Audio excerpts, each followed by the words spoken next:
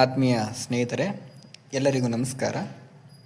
ಈ ಒಂದು ವಿಡಿಯೋದಲ್ಲಿ ನಾವು ಅತಿಥಿ ಶಿಕ್ಷಕರನ್ನ ಆಯ್ಕೆ ಮಾಡಿಕೊಳ್ಳಲು ಯಾವ ಮಾನದಂಡಗಳನ್ನು ಅನುಸರಿಸ್ತಾರೆ ಅಂತಕ್ಕಂಥದ್ದನ್ನು ತಿಳ್ಕೊಳ್ಳೋಣ.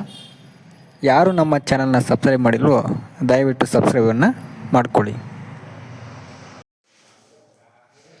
ಅತಿಥಿ ಶಿಕ್ಷಕರ ಆಯ್ಕೆಯ ಮಾನದಂಡವನ್ನು ನಾನು ಕ್ಷೇತ್ರ ಶಿಕ್ಷಣಾಧಿಕಾರಿಗಳ ಕಚೇರಿ, ಚಾಮರಾಜನಗರ ತಾಲೂಕು, ಇವರು ಯಾವ ಮಾನದಂಡಗಳನ್ನು ಇಟ್ಕೊಂಡು ಅತಿಥಿ ಶಿಕ್ಷಕರನ್ನು ನೇಮಕ ಮಾಡ್ಕೊಳ್ತಾರೆ ಅಂತಕ್ಕಂಥ ಒಂದು ವಿಚಾರವನ್ನು ನಾನು ಇವಾಗ ಹೇಳ್ತಾ ಇದ್ದೀನಿ. ದಿನಾಂಕ ಬಂದು 1/6/2026 ಈ ವರ್ಷದ ಒಂದು ಆದೇಶ ಇದಾಗಿರ್ತದೆ. ಇಲ್ಲಿ ಒಂದಷ್ಟು ಷರತ್ತುಗಳು ಅಂತ ಕೊಟ್ಟಿರ್ತಾರೆ. ಇದು ಒಂದಷ್ಟು ಶಾಲೆಗಳಿಗೆ ಷರತ್ತಿರ್ತದೆ. ಅತಿಥಿ ಶಿಕ್ಷಕರನ್ನ ಯಾವ ರೀತಿ ಆಯ್ಕೆ ಮಾಡ್ಕೊಳ್ತಾರೆ ಅಂತಂದರೆ, ಮೊದಲನೇದಾಗಿ ಯಾವ ರೀತಿ ಕೊಡ್ತಾರೆ ಅಂತಂದರೆ, ಎಲ್ಲಿ ಶಾಲೆಯಲ್ಲಿ ಶಿಕ್ಷಕರ ಕೊರತೆ ಇರ್ತದೋ ಅಂಥ ಶಾಲೆಗಳಿಗೆ ಈ ಅತಿಥಿ ಶಿಕ್ಷಕ ನೇಮಕಾತಿಯನ್ನು ಮಾಡ್ಕೋತಾರೆ ಅಂತ ಹೇಳ್ಬೋದು. ಅದು ಮೊದಲನೇ ಪಾಯಿಂಟನ್ನು ಅಲ್ಲಿ ಹೇಳಿದ್ದಾರೆ. ಎರಡನೇ ಪಾಯಿಂಟ್ ಬಂದು, ಅತಿಥಿ ಶಿಕ್ಷಕರ ಆಯ್ಕೆಯ ಜವಾಬ್ದಾರಿ ಸಂಪೂರ್ಣವಾಗಿ ಮುಖ್ಯ ಶಿಕ್ಷಕರದ್ದೇ ಆಗಿರುತ್ತದೆ. ಅತಿಥಿ ಶಿಕ್ಷಕರನ್ನು ಯಾರು ಆಯ್ಕೆ ಮಾಡ್ಕೊಳ್ಬೇಕು ಅಂತಂದರೆ, ಶಾಲೆಯ ಮುಖ್ಯ ಶಿಕ್ಷಕರು. ಅದು ಪ್ರೈಮರಿ ಸ್ಕೂಲ್ ಆಗಿರ್ಬೋದು ಅಥವಾ ಹೈಸ್ಕೂಲ್ ಆಗಿರ್ಬೋದು. ಮತ್ತು ಈ ಅತಿಥಿ ಶಿಕ್ಷಕರನ್ನ ಆಯ್ಕೆ ಮಾಡ್ಕೊಳ್ಳೋದಕ್ಕೆ ಒಂದಷ್ಟು ಉಲ್ಲೇಖಗಳಿರ್ತವೆ, ಅಲ್ಲಿ ಒಂದಷ್ಟು ಆದೇಶಗಳಿರ್ತವೆ. ಆ ಆದೇಶಗಳ ಪ್ರಕಾರ ಎಲ್ಲ ಅಂಶಗಳನ್ನು ನೋಡಿ ಆ ಷರತ್ತುಗಳಿಗೆ ಒಳಪಟ್ಟು ಏನು ಮಾಡಬೇಕಾಗಿರ್ತದೆ, ಅತಿಥಿ ಶಿಕ್ಷಕರನ್ನು ನೇಮಕ ಮಾಡ್ಕೊಳ್ಬೇಕಾಗಿರ್ತದೆ.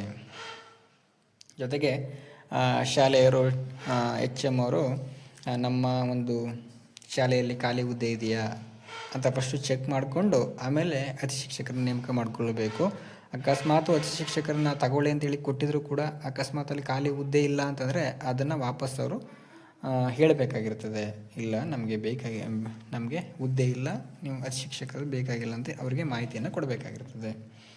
ಮತ್ತು ಅತಿಥಿ ಶಿಕ್ಷಕರನ್ನ ಆಯ್ಕೆ ಮಾಡ್ಕೊಂಡ್ಮೇಲೆ ಅವರು ಕರ್ತವ್ಯಕ್ಕೆ ಹಾಜರಾದ ಮೇಲೆ ಅವರ ಒಂದು ಹಾಜರಾತಿಯ ಅಥವಾ ಮಾಹಿತಿಯನ್ನು BO ಆಫೀಸ್ಗೆ ತಲುಪಿಸ್ಬೇಕಾಗಿರ್ತದೆ. ಈ ರೀತಿ ನಾವು ಅತಿಥಿ ಶಿಕ್ಷಕರನ್ನ ಆಯ್ಕೆ ಮಾಡ್ಕೊಂಡಿದ್ದೀವಿ ಅಂತೇಳಿ ದಿನಾಂಕವನ್ನೆಲ್ಲ ಬರೆದು ಅವರ ಒಂದು ಮಾಹಿತಿಯನ್ನೆಲ್ಲ BO ಕಚೇರಿಗೆ ಕೊಡಬೇಕಾಗಿರ್ತದೆ. ಮತ್ತು ಆಗಲೇ ಹೇಳ್ದಂಗೆ ಈ ಒಂದು ಅತಿಥಿ ಶಿಕ್ಷಕರ ಆಯ್ಕೆ ಜವಾಬ್ದಾರಿ ಆ ಶಾಲೆಯ ಮುಖ್ಯ ಶಿಕ್ಷಕರೇ ಆಗಿರ್ತದೆ. ಅದು ಪ್ರೈಮರಿ ಆಗಿರ್ಬೋದು, ಹೈಸ್ಕೂಲ್ ಆಗಿರ್ಬೋದು. ಮತ್ತು ಹೆಚ್ಚಾಗಿ ಗ್ರಾಮೀಣ ಪ್ರದೇಶದ ಒಂದು ಹೈಸ್ಕೂಲ್ ಮತ್ತು ಪ್ರೈಮರಿ ಸ್ಕೂಲ್ ಶಾಲೆಗಳಿಗೆ ಅತಿಥಿ ಶಿಕ್ಷಕರನ್ನು ನೇಮಕ ಮಾಡಬೇಕು ಅಂತೇಳಿ ಅವರಿಗೆ ಮೊದಲ ಆದ್ಯತೆಯಲ್ಲಿ ಕೊಟ್ಟಿರ್ತಾರೆ ಅಂತ ಹೇಳ್ಬೋದು. ಮತ್ತು ಇದು ಮೇನ್ ಇಂಪಾರ್ಟೆಂಟ್ ಪಾಯಿಂಟು, ಈ ತಾಲೂಕಲ್ಲಿ ಹೊಡಿಸಿರ್ತಕ್ಕಂಥ ಒಂದು ಮಾಹಿತಿ. ಅತಿಥಿ ಶಿಕ್ಷಕರನ್ನು ಆಯಾ ಹುದ್ದೆಗೆ ನಿಗದಿಪಡಿಸಿರುವ ವಿದ್ಯಾರ್ಹತೆಯನ್ನು ಪರಿಗಣಿಸಿ ಮೆರಿಟ್ ಆಧಾರದ ಮೇಲೆ ಆಯ್ಕೆ ಮಾಡತಕ್ಕದ್ದು. TET ಆಗಿರುವವರಿಗೆ ಮೊದಲ ಆದ್ಯತೆಯಲ್ಲಿ ಮತ್ತು ಆಯಾ ಹುದ್ದೆಗೆ ನಿಗದಿಪಡಿಸಿರುವ ವಿದ್ಯಾರ್ಹತೆಯನ್ನು ಪರಿಗಣಿಸಿ ಮೆರಿಟ್ ಆಧಾರದ ಮೇಲೆ ಅಭ್ಯರ್ಥಿಗಳನ್ನು ನೇಮಕಾತಿ ಮಾಡತಕ್ಕದ್ದು.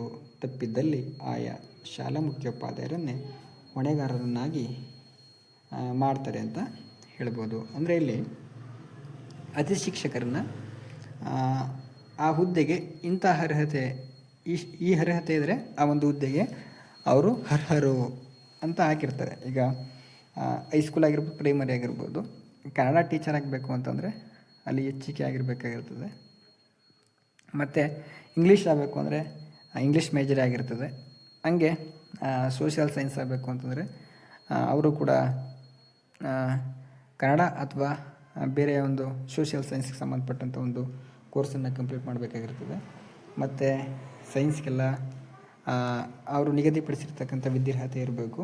ಇವೆಲ್ಲ ಇದ್ದಾಗ ಏನು ಮಾಡ್ತಾರೆ, ಆಯ್ಕೆ ಮಾಡ್ಕೊಳ್ತಾರೆ. ಮೆರಿಟ್ ಅಲ್ಲಿ ಎಷ್ಟು ಅಪ್ಲಿಕೇಶನ್ ಆದರೂ ಬರ್ಬೋದು. ಯಾರು ಜಾಸ್ತಿ ಮಾರ್ಕ್ಸ್ ಅಂಕಗಳನ್ನು ತಗೊಂಡಿರ್ತಾರೋ ಅವರಿಗೆ ಮೊದಲ ಆದ್ಯತೆ. ಜೊತೆಗೆ ಈ ಸರಿ TET ಯಾರು TETನ ಪಾಸ್ ಮಾಡಿರ್ತಾರೆ ಅವರಿಗೆ ಒಂದು ಮೊದಲ ಆದ್ಯತೆಯನ್ನು ಕೊಡ್ತಾ ಇದ್ದಾರೆ.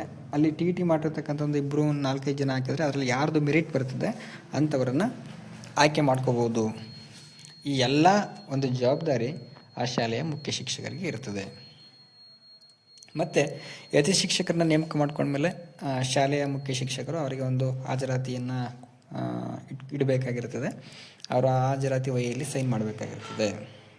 ಮತ್ತು ಅತಿ ಶಿಕ್ಷಕರನ್ನ ನೇಮಕ ಮಾಡ್ಕೊಳ್ತಕ್ಕಂಥ ಸಂದರ್ಭದಲ್ಲಿ ಉತ್ತಮ ಗುಣ ಮತ್ತು ಒಳ್ಳೆಯ ನಡತೆಯನ್ನು ಹೊಂದಿರತಕ್ಕಂಥ ಅಭ್ಯರ್ಥಿಗಳು ಮಾತ್ರ ನೇಮಕಾತಿ ಮಾಡ್ಕೊಳ್ತಕ್ಕಂಥದ್ದು ಅಂತ. ಯಾರು ಉತ್ತಮವಾದ ಗುಣವನ್ನು ಹೊಂದಿರ್ತಾರೆ, ಒಳ್ಳೆಯ ನಡತೆಯನ್ನು ಹೊಂದಿರ್ತಾರೋ ಅಂಥ ವ್ಯಕ್ತಿಗಳನ್ನು ಆಯ್ಕೆ ಮಾಡ್ಕೊಳ್ಬೇಕಾಗಿರುತ್ತದೆ.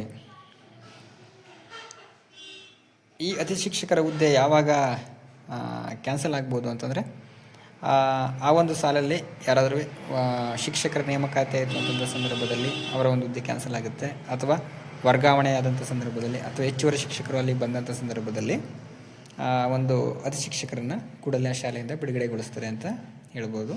ಜೊತೆಗೆ ಮುಖ್ಯ ಶಿಕ್ಷಕರ ಒಂದು ಪ್ರಭಾರವನ್ನು ಅತಿ ಶಿಕ್ಷಕರಿಗೆ ವಹಿಸುವಂತಿಲ್ಲ. ಮತ್ತು ಮುಖ್ಯ ಶಿಕ್ಷಕರ ಖಾಲಿ ಹುದ್ದೆಗಳಿಗೆ ಅತಿ ಶಿಕ್ಷಕರ ನೇಮಕಾತಿಯನ್ನು ಮಾಡುವಂತಿಲ್ಲ. ಇಲಾಖೆ ಎಲ್ಲ ಸುತ್ತೋಲೆಗಳನ್ನು ಕಡ್ಡಾಯವಾಗಿ ಮುಖ್ಯ ಶಿಕ್ಷಕರು ಪಾಲಿಸಬೇಕಾಗಿರ್ತದೆ. ಏನಾದರೂ ಸಮಸ್ಯೆ ಆದರೆ, ಈ ಅತಿ ಶಿಕ್ಷಕರಿಗೆ ಸಂಬಂಧಪಟ್ಟಂತೆ ಯಾವುದೇ ಸಮಸ್ಯೆಗಳು ಬಂದರೂ ಕೂಡ ಅದಕ್ಕೆ ನೇರ ಹೊಣೆ ಮುಖ್ಯ ಶಿಕ್ಷಕರೇ ಆಗಿರ್ತದೆ. ಆದ್ದರಿಂದ ಮುಖ್ಯ ಶಿಕ್ಷಕರು ಅತಿ ಶಿಕ್ಷಕರ ನೇಮಕವನ್ನು ಮಾಡ್ತಕ್ಕಂಥ ಸಂದರ್ಭದಲ್ಲಿ ಎಲ್ಲ ಮಾನದಂಡಗಳನ್ನು ಇಟ್ಕೊಂಡು ಅವರು ಆಯ್ಕೆ ಮಾಡಬೇಕಾಗಿರ್ತದೆ. ಮತ್ತು ವಿದ್ಯಾರ್ಥಿಗಳ ಒಂದು ದಾಖಲಾತಿ, ಒಂದು ಶಾಲೆಗೆ ಇಷ್ಟು ವಿದ್ಯಾರ್ಥಿಗಳಿಗೆ ಇಷ್ಟು ಶಿಕ್ಷಕರು ಅಂತ ಅಲ್ಲಿ ನೇಮಕ ಆಗಿರ್ತದೆ. ಅಕಸ್ಮಾತ್ ವಿದ್ಯಾರ್ಥಿಗಳ ದಾಖಲಾತಿಯಲ್ಲಿ ಒಂದು ಕಡಿಮೆ ಆಯಿತು ಅಂತಂದರೆ ಅತಿ ಶಿಕ್ಷಕರ ಒಂದು ನೇಮಕಾತಿ ಹುದ್ದೆಗಳನ್ನು ಹಿಂಪಡಿತಾರೆ ಅಂತ ಹೇಳ್ಬೋದು. ಇಷ್ಟು ಅಂಶಗಳನ್ನು ಇಟ್ಕೊಂಡು ಅತಿ ಶಿಕ್ಷಕರ ಒಂದು ನೇಮಕವನ್ನು ಮಾಡಲಾಗುತ್ತೆ ಚಾಮರಾಜನಗರ ತಾಲೂಕಲ್ಲಿ ಅಂತ ಹೇಳ್ಬೋದು. ಇದು ಈ ವರ್ಷದ ಒಂದು ಸುತ್ತೋಲೆ. ಇಷ್ಟು ವಿಚಾರಗಳನ್ನು ತಿಳಿಸ್ತಾ ಈ ವಿಡಿಯೋವನ್ನು ಇಲ್ಲಿಗೆ ಮುಗಿಸ್ತಾ ಇದ್ದೇನೆ. ಧನ್ಯವಾದಗಳು.